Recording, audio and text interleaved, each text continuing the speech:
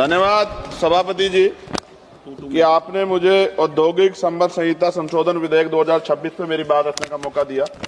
किसी को क्या बताएं कितने मजबूर हैं हम, बस इतना समझ लीजिए मजदूर हैं हम। सभापति जी, मजदूर का पसीना सूखने से पहले उसको उसकी मजदूरी मिल जाए, ये बहुत महत्वपूर्ण है। मैं धन्यवाद दूंगा बाबा साहब अम्बेडकर को कि 15 अगस्त 36 को उन्होंने labour party of Indian labour party बनाई और उस मजदूरों की लड़ाई की शुरुआत की।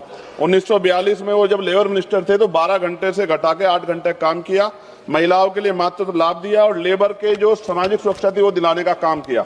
अब मैं बिल पे आता हूं सभापति जी।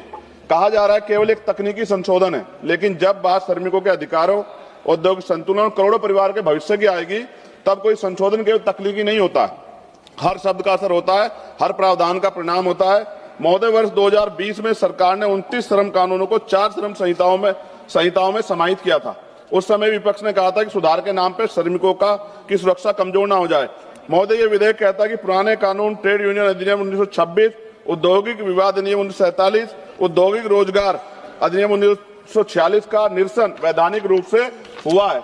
लेकिन मैं सरकार से पूछना चाहता हूं, क्या पुराने कानूनों में मौजूद श्रमिक सुरक्षा प्रावधानों का मूल्यांकन किया गया है? क्या राज्य और श्रमिकों संगठनों से व्यापक परामर्श हुआ है?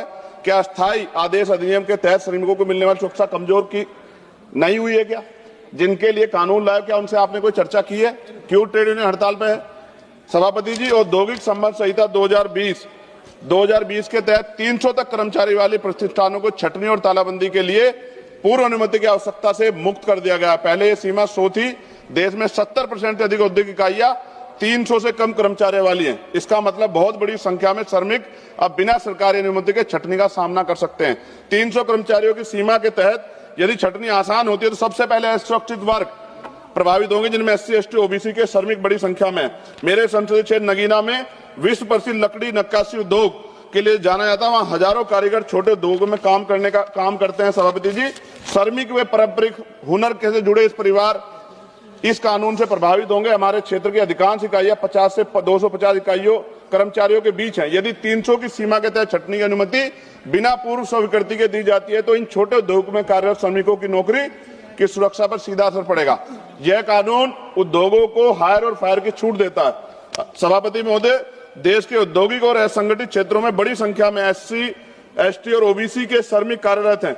सरकार ये सुनिश्चित करे कि औद्योगिक विवाद समाधान तंत्र, गिरवांश, रिडर सेल कमेटी और ट्रेड यूनियन संरचना